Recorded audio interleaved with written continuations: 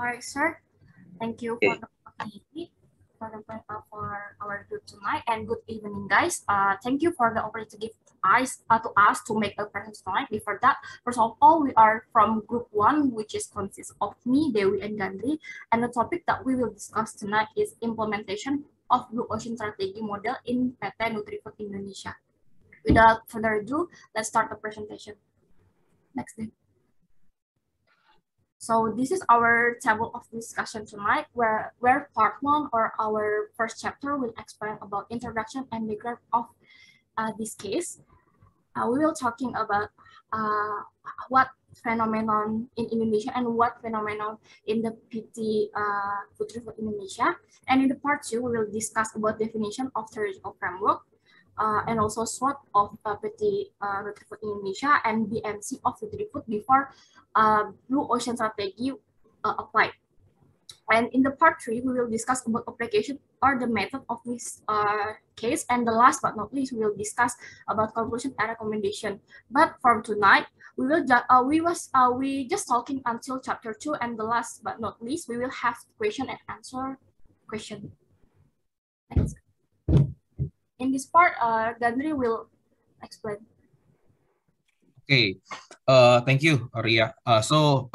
This part, I will give a brief background and introductions about what items we are focusing. And as we know that in the first, we are talking about the product of Nutrifood Indonesia, but in this phenomenon, we are going to discuss about the liquid milk industry in liquid milk category that is having a quite contribution in Indonesia's market.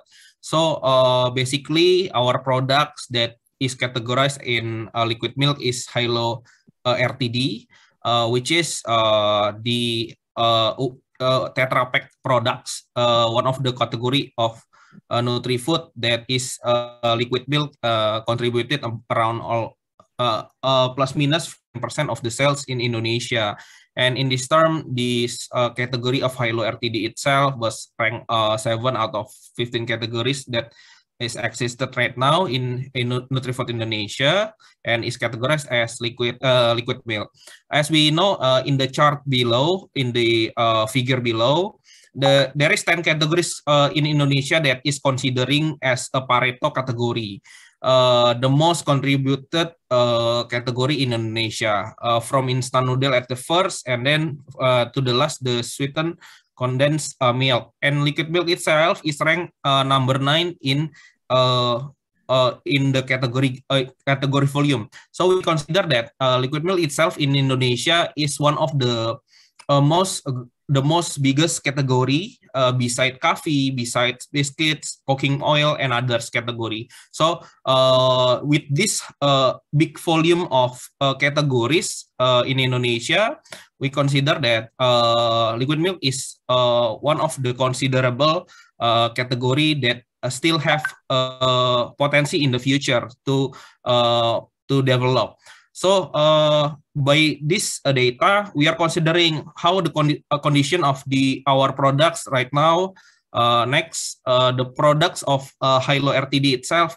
If I can share my data of sales in Indonesia right now, we have 4 products of RTD that is going to be developed in the future as a liquid milk. And the condition of this year sales is actually growing in the minus growth. So by year to date, even growth average, the condition is quite unhealthy because it is in the minus growth. In FMCG, if your product is minus, it is a biggest problem since the market in Indonesia in 2022. Liquid milk is still growing. If you can see in the chart growth rate of the liquid milk by value and volume in the white chart in the middle, liquid milk is still growing by value growth around 16.3%. So considering the growth in Indonesian modern trade comparing to our condition right now, this condition is quite unhealthy. Since we are minus, and then the national category is still growing. So we conclude that our trend sales is going down and the market itself still going up. What is happened in our products? What's wrong with our product? What the strategy we have to maintain the product to be grow in the future? Next. Now, as we get Indonesian's player for the liquid milk Tetra Pak is not only us. There are so many, and the biggest player, as we can see from the chart, the biggest player is the first, Ultra Milk, and then the second is Frisian Flag, and the others, Milo, Z, and others is having a quite contribution in the market share in Indonesia, while Hilo itself still only contributing around 0.3 or 0.2% by volume. So this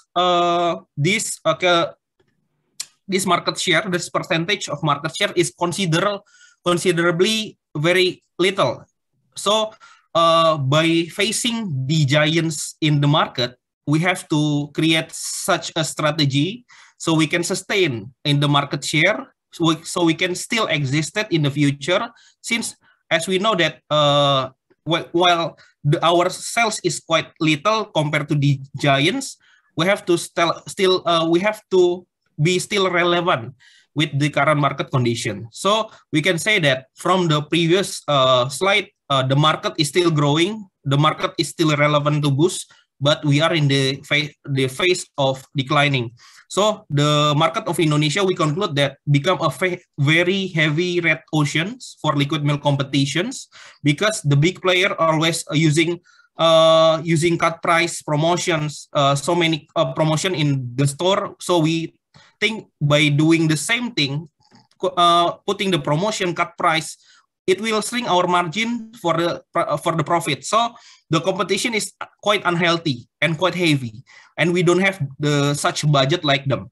And then the high pressure of store itself, because we are collaborating with stores, modern stores, traditional stores.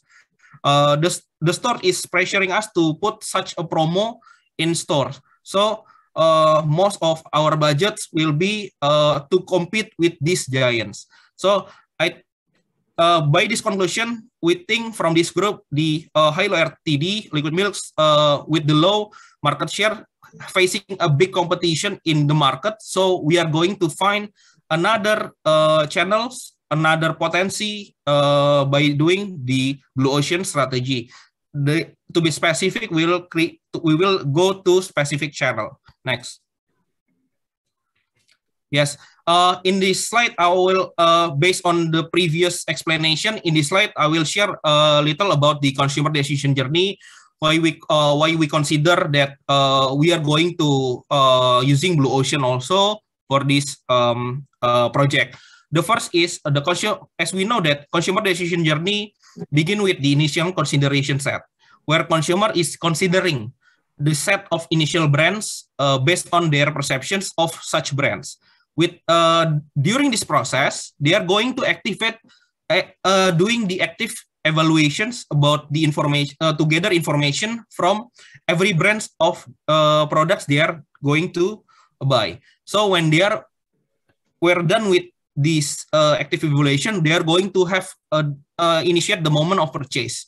And then after the moment of the purchase, the loyalty loop will be triggered by the good post-purchase experience. So this consumer decision journey that we are considering also to be our part as of the Blue Ocean strategy, because we are looking for a specific channel where there is low competitions, and then we are going to activate this loyalty loop.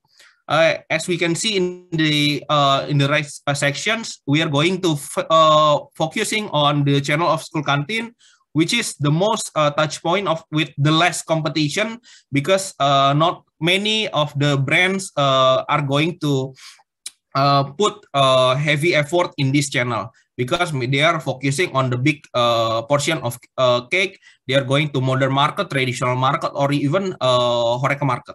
So basically, this is the background from our project. Next.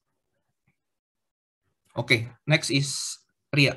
Thanks. Thank you, Kak Gandri. So from the result of the design problem statement previously presented by my partner Kak Gandri, it can be formulated how to implement the Blue Ocean strategy to new strategy for PT Nutrifood Indonesia to increase sales of a high-low product, and the second, and how to put the Blue Ocean strategy for high-low product. Next. So after that, we can conclude that the purpose of the study was to know whether the Blue Ocean strategy can impact on the increasing the sales of high-low RTD. Next, Dale. Okay, this is a benefit of the study. For the first is for the researcher, and the second for the future researcher, and the last but not least is to Nutrifood Indonesia. So for the researcher, to enhance the knowledge of the researchers that get from university into practical. Besides, it gives the researcher more knowledge about Blue Ocean strategy and its implementation. And the next is future researchers, where serve as the baseline for the next researcher regarding the Blue Ocean strategy, especially in FMCG industry. And for the Nutrifood Indonesia, we hope that this research can expect to contribute to Nutrifood Indonesia by providing the information sufficient and direct implementation on Blue Ocean strategy. Nevertheless, also the direct impact on business growth. Next. So this chapter will be explained by my partner, Dewi. Thank you. Okay, thank you. Thank you, Ria. Thank you, Kak. Okay, next, this is the chapter 2, literature review. Yeah, as this is our literature review. As we know that we use implementations Blue Ocean strategy model into the Nutrifood PT Nutrifood Indonesia. So first we have to know about the Blue Ocean and between Blue Ocean and also the Red Oceans. So first, Blue Ocean. As we know that Blue Ocean is the business that not yet discovered innovation, new market space, and creating demand are central characteristic. So, but the Red Oceans is the businesses with defining markets, defining competitors, fighting for market share, and seeking to add value. So, Blue Ocean strategy, according to Kim, is referred to all of the markets that do not yet exist and the strategizing to create demand and make competition relevant for large and fast profit margins. So as we know that the long dominant competitive strategy suggested that the focal point of strategy is competition and competitive advantage is the answer to sustain superior performance. However, because of overcrowded supply and declining demand, these days there is only limited room for real growth. Therefore, instead of focusing on the competition in existing markets, so Blue Ocean strategy possesses value innovation to create uncontested market space and break away from the competition to achieve highly profitable and sustainable growth. So this is the Blue Ocean strategy between competitive advantage. So about the competitive advantage itself is industry structure as fixed, and the company tax is to choose the best position within the boundaries of the existing industrial structure. So about the Blue Ocean strategy, that industrial structure as something that is not fixed and can be restructured or created. So we have 4 formulation of Blue Ocean strategy. So the first, reconstruction of market limitations, is like there are 6 steps to create market limitation: define industry alternatives, strategic communities, supply chain, alternate products, functional or emotional appeal to buyers, and look across times. The second, reaching beyond existing demand, is like companies should focus on getting the potential future customers that are not currently purchasing from the market for one reason or another, soon to be refused and unexplored. And the third, big picture of businesses can be defined by using the eliminate, reduce, trace, create framework. One more minute. to define each factor of blue ocean strategy. And the fourth, getting the strategy sequence right. Yeah, this is the SWOT analysis for high-low. Yeah, the first is like the strength is first has a wide range of product based on different age segment. Second, all of product are supplemented to glucosamine, chondroitin, and red benefica for bone joints. And the third, widespread distribution network. And the fourth is guaranteed halal based on WIS certification.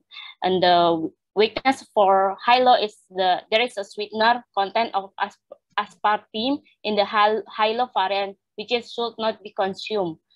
And the opportunity is like first, one of the well-known calcium milk brands in Indonesia, and the second, consumer satisfaction is very high based on the prime predicted of consumer satisfaction index. And the third, wide market potential in the country.